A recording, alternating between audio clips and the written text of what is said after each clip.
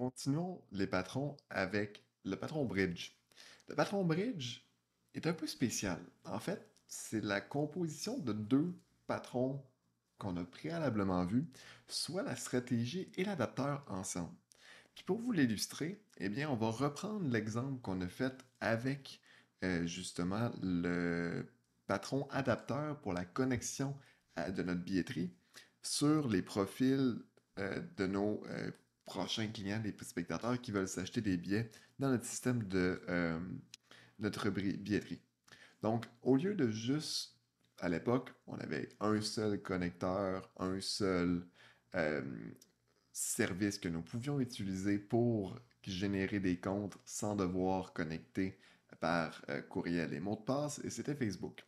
Et là, bien, on peut justement visualiser le moment où un client ou le côté business veut justement augmenter le nombre de connexions qu'on fait. Donc, on pourrait avoir justement la notion de Google, Apple, Facebook, Amazon et Microsoft, les fameux GAFAM, où on peut justement avoir des comptes déjà et les utiliser pour se connecter à notre système de billetterie.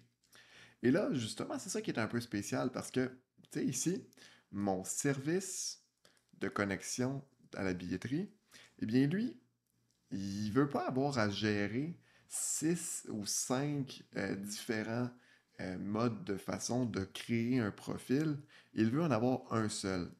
Donc, ce qu'il va faire, puis c'est ça qui est un peu spécial, c'est que je vais avoir justement la- le, le patron bridge qui va m'aider dans ce cas précis-là. Où je vais avoir en fait, à ce moment-ci, une stratégie et un adapteur qui vont être mariés ensemble pour nous donner le bridge vers tous les services de création de compte ou de third party qu'on peut utiliser pour se connecter. Donc ici, justement, la notion de la connexion, on va avoir justement, par exemple, une interface qui va définir certaines méthodes, comme justement, on va en avoir deux principalement, comme on est en train de faire, c'est justement créer un compte, créer compte lié, et justement, je vais avoir, par exemple, l'autre méthode qui va être probablement, justement, connexion. Donc, se connecter. Ou que là, ça va être les informations ou l'action que je vais faire avec les informations du profil. Et là, ce qui va tomber avec plus bas d'un point de vue du patron, c'est que ça ici, j'étais dans une notion d'une interface. Une interface qui est plus haut niveau pour répondre justement aux services de création de profil, aux services d'authentification pour me permettre d'être connecté dessus. Et là, quand on va tomber plus bas, en fait, pour l'implémentation de tous ces éléments-là, eh bien, je vais avoir justement les notions de, par exemple, la création de compte avec Google, avec Apple, avec euh, Facebook, qui vont se connecter, qui vont se créer, en fait, des implémentations différentes. Donc ça ici, ça va faire justement, puis eux, ça va faire que je vais avoir une stratégie de connexion qui va être applicable à ce niveau-ci parce que j'ai un choix. J'ai un choix de décider selon un paramètre. Le paramètre, il va être bien sûr mentionné par l'utilisateur au moment qu'il fait, lui, sa connexion. Et bien, ce choix-là, ensuite, qu'est-ce qui va se passer? C'est que la stratégie, donc la bonne version, vont être responsables d'adapter et de eux parler avec le, par exemple, l'API de Microsoft pour se connecter avec son compte Microsoft. Donc, il va être obligé de passer par cet aspect-là. Donc, c'est vraiment une notion de patron où je vais avoir une stratégie en fonction de plusieurs éléments. Et qui dit stratégie dit faut que je sois capable de la créer. Donc, on va réutiliser le fameux patron factory, l'usine, pour nous aider à créer le bon et avoir la bonne version de notre adapteur. Donc, les adapteurs, ça va être cette section-ci avec le contrat en fait qui est donné.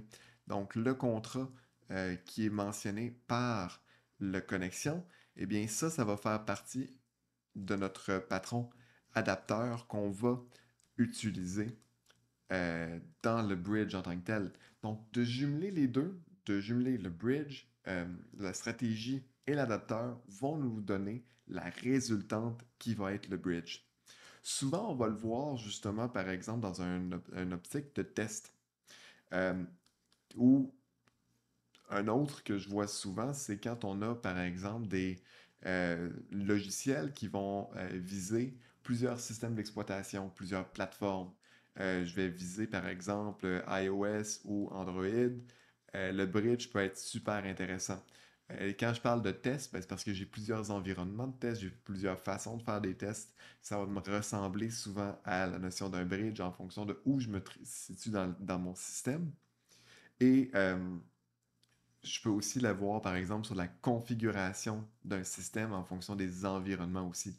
Donc, tout ça, c'est des patrons de type bridge qui vont nous aider à extensionner, donc répondre aux patrons, aux principes solides de l'OCP pour nous aider à rendre plus extensible notre système, mais aussi ne pas se lier à la technologie. Parce que justement, on voit là, donc toute la notion du bridge fait en sorte que mon infrastructure, mes façons différentes de communiquer, se voient protégées plus bas dans mon système. Donc, c'est vraiment ça l'intention avec le bridge, de donner une meilleure structure à plusieurs implémentations que je vais pouvoir avoir dans mon système et de pouvoir les gérer à la factory selon des critères plus spécifiques et d'avoir justement un contrat fixe que les autres doivent implémenter. Un patron qui est quand même utile, mais il faut vraiment l'utiliser quand vous êtes dans le cas où il y a un choix avec des contrats à adapter.